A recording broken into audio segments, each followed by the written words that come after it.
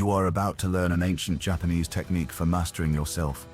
Not motivation, not confidence hacks, not domination over others. What you are going to learn is how the ancient Japanese built inner authority, a kind that does not collapse under pressure, does not chase validation, and does not depend on external certainty. This is the system warriors, scholars, and craftsmen use to move through confusion without losing themselves. You will learn why direction does not come first, why clarity is forged through discipline, and why mastering yourself was always considered the highest form of power. This is not about becoming louder, it is about becoming unshakable. Let's begin. There is a modern myth that mastery begins with control over the world. The ancient Japanese understood something far more precise. If you cannot govern yourself, the world will govern you. Before a samurai was permitted to carry a sword, he was trained to observe his impulses. Before ambition, there was restraint, there was stillness. This is where mastery actually starts, not with confidence, but with containment. In the modern world, people panic when they cannot see where they are going. They search for purpose, as if it is a destination, a job title, or an external identity. The Japanese path reverses this entirely. You do not chase direction, you cultivate capacity. Capacity to endure boredom, capacity to train without reward, capacity to repeat what is difficult without drama. This is why ancient mastery looks slow to the untrained eye. But it is not slow, it is compounding. The samurai scholar understood that every hour spent learning a skill, even when it feels directionless, even when it feels invisible, is never wasted. It is stored, like gold buried beneath the earth. It does not shine yet, but it accumulates weight. This is why wandering was never considered failure. Miyamoto Musashi traveled for years, not because he was lost, but because he was refining something unseen. He trained his body, his perception, his discipline, and his emotional restraint, brick by brick, without certainty of outcome. This is discipline over drama. In Bushido, integrity is not a moral performance, it is revealed under pressure.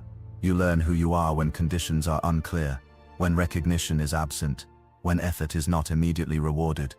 This is the crucible most people abandon. They interpret discomfort as a signal to quit. They confuse uncertainty with incompetence. The ancient system teaches the opposite. Confusion is not a sign you are failing.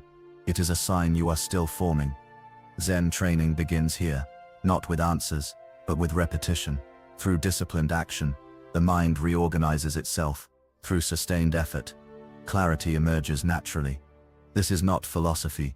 This is neurological reality discovered centuries before science could name it. Thought reshapes matter. Skill rewires the brain. Every disciplined action lays new pathways. Connections form where none existed before. This is why the Japanese never separated mind and body. Posture was training. Breath was training. Movement was training. You act as if you are disciplined, and discipline becomes embodied. You move as if you are calm, and calm takes root. This is mastery through embodiment, not affirmation. The samurai did not repeat words to convince himself of strength. He moved with strength until doubt had no place to land. This is why boldness in the Japanese tradition was never reckless. It was grounded, contained, directed. You act decisively not to prove yourself, but because hesitation wastes energy. The modern world mistakes timidity for humility. The ancient world knew better. Self-control is the highest masculine and feminine virtue. To govern your impulses, to channel aggression into craft, to transform uncertainty into skill. This is alchemy. Raw force becomes refinement. Restlessness becomes mastery. Confusion becomes structure. When you have no skills, life feels chaotic. You move from impulse to impulse, reaction to reaction. When skill accumulates, movement becomes deliberate. And one day, without announcement, the world responds. Opportunities appear that could not be acted on before. Not because you chased them, but because you became capable of holding them. This is the first ancient technique to master yourself, not power over others. When you master this, your presence changes, your decisions sharpen, your energy stabilizes, and the world begins to open, quietly, without force. The ancient Japanese never rushed mastery. They understood something modern people resist. What forms slowly lasts, what is rushed collapses. This is why training was deliberately repetitive. Not to test motivation, but to exhaust ego. When ego is exhausted, truth appears. A samurai would practice the same movement thousands of times, not to perfect the movement, but to remove the person interfering with it. This is subtle. Most people train skills hoping to feel confident. The Japanese trained skills until confidence was unnecessary. This is self-mastery, not emotional suppression, but emotional neutrality. You are no longer pulled forward by excitement, nor dragged backward by fear. You move when it is time to move. You wait when it is time to wait. Zen referred to this as right action, not action fueled by proving. Action arising naturally from preparedness. This is why clarity never comes before training. Clarity is a byproduct of discipline, not a prerequisite. The modern mind says, once I know where I'm going, I'll begin. The ancient mind says, begin, and direction will reveal itself. This is not optimism, it is observation. Every repeated action sends a signal to the nervous system. Every disciplined choice stabilizes the inner world. Slowly, the noise recedes. The internal chaos that once demanded answers begins to quiet. This is why the Japanese valued form, posture before expression, ritual before meaning, not because form was sacred, but because form trains the invisible. When you sit still, your mind learns restraint. When you repeat a discipline daily, your identity reorganizes around it. This is not belief. You become what you practice, whether consciously or not. The samurai understood this deeply. That is why they were careful with habits, with speech, with posture, with conduct. Everything was training. Even boredom, even frustration. Especially frustration, because frustration reveals where the self still resists discipline. This is where most people turn away. They seek stimulation, novelty, escape. The ancient path asks you to remain with the repetition, remain with the uncertainty, remain with the unfinished self. This is how identity is forged, not through sudden breakthroughs, but through sustained alignment. Over time, something shifts. You begin to trust effort without reward. You begin to act without reassurance. This is the moment the Japanese considered dangerous and powerful, because now, you no longer require validation to continue. You move forward because movement itself has become grounded.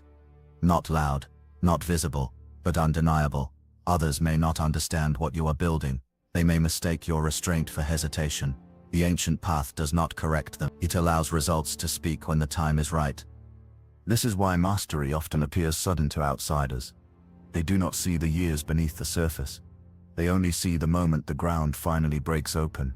But nothing sudden occurred. The soil was prepared long ago. This is the ancient Japanese technique to master yourself, to build quietly, to train deeply, to act without needing to be seen. And when the moment arrives, you will not hesitate, because hesitation was trained out of you, one disciplined action at a time. Now that the foundation is laid, the next stage of mastery appears. This is where many people misunderstand the Japanese path. They believe restraint means passivity. They believe stillness means hesitation. The ancient Japanese taught the opposite. True restraint makes decisive action possible. Indecision does not come from caution. It comes from inner conflict. When the mind is fragmented, action becomes delayed. When the self is unified, action becomes immediate. This is why the samurai trained to remove excess thought. Not to become mindless, but to become precise. Zen clarity is not the absence of thought. It is freedom from unnecessary thought. In battle, hesitation meant death. In inner life, hesitation means wasted energy, missed timing, and quiet self-betrayal. The Japanese solution was never recklessness. It was prepared boldness. You act decisively because the decision was already made through training. There is no inner debate, no need to prove, no emotional charge pushing the action forward. Action arises cleanly. This is discipline over drama. The modern world confuses boldness with noise, with speed, with spectacle. The ancient path defines boldness differently. Boldness is acting without needing permission, not permission from others, and not permission from fear. When action is rooted in ego, it seeks recognition. When action is rooted in mastery, it seeks completion. This is why the Japanese warrior did not boast. He moved, he acted, he adjusted. No excess words, no emotional display. Emotion was not denied, it was channeled. Aggression became focus, restlessness became endurance. Ambition became craft. This is alchemy in motion. The modern mind asks, what if I fail? The ancient mind asks, is this the correct action? If the answer is yes, action follows immediately. If the answer is no, restraint is maintained. This is why the Japanese valued timing over force. Moving too early wastes energy. Moving too late invites defeat. Mastery lives in between. This is what it means to act boldly without ego. You are not reckless because you are prepared. You are not timid because fear no longer governs you. Your action carries weight because it is not diluted by doubt. This is the second technique to master yourself. Not constant motion, correct motion. Not loud confidence, quiet certainty. And once this is embodied, others begin to feel it. Not because you announce it, but because decisive energy is unmistakable. When self-mastery is complete, something subtle occurs. You stop trying to influence the world, and the world begins to respond to you. This is the final misunderstanding of power. Most people believe presence is created by expression, by asserting identity, by making themselves known. The ancient Japanese understood presence differently. Presence emerges when nothing inside you is pulling in opposite directions. No inner argument, no need to impress, no fear leaking into action. This is sovereign presence. It is not performed, it is felt. In Bushido, the highest warrior was not the most aggressive. He was the most centered. Others sensed it immediately, not as intimidation, but as gravity. This is why the master rarely spoke first, why he did not rush to correct, why he did not seek dominance. Nothing was needed. Zen described this as effortless authority, not authority granted by position, but authority arising from coherence. Your thoughts align with your actions. Your actions align with your values. Your values align with reality. There is no contradiction to manage. This is why self-mastery removes anxiety. Anxiety is the signal of internal division. It disappears when alignment is complete. The modern world attempts to solve this backwards. It teaches people to project confidence, to manufacture certainty, to display strength before it exists. The ancient Japanese refused this path. They trained until projection was unnecessary. Presence became unavoidable. When you master yourself, you no longer chase opportunity. You recognize timing. You move when the moment opens. This is why mastery looks calm, even in intensity. Others may rush, overreact, or burn themselves out seeking validation. You do not need to follow. Your energy is conserved. Your decisions are clean. This is the final technique. To stand without needing to push. To lead without needing followers. To act without needing approval. The ancient Japanese knew that when mastery is real, the world adjusts naturally. No force is required. No explanation is needed. Only consistency. Only integrity. Only presence. And this is the quiet truth. The one who masters himself never feels lost, even when the path is unclear, because the path emerges beneath his feet. There is one final refinement the ancient Japanese understood deeply. Mastery is not proven in moments of intensity, but in ordinary days. How you rise in the morning, how you handle irritation, how you respond when nothing is at stake. This is where sovereignty is stabilized. Anyone can appear centered during success. Anyone can appear strong during crisis.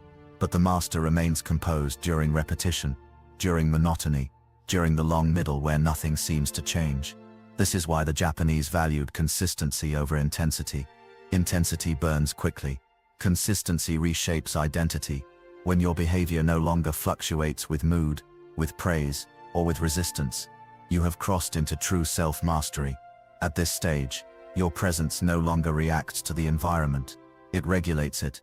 People may not know why they feel steadier around you, why conflict softens, why chaos does not attach itself to you. But the field responds to coherence. This is the quiet power the ancient Japanese guarded carefully. Not dominance, not control, stability. And stability, once established, cannot be taken from you. Now ask yourself, where in your life are you still waiting for certainty, when discipline is what's actually required? If you found value in this teaching, please subscribe for more teachings to help you along your path.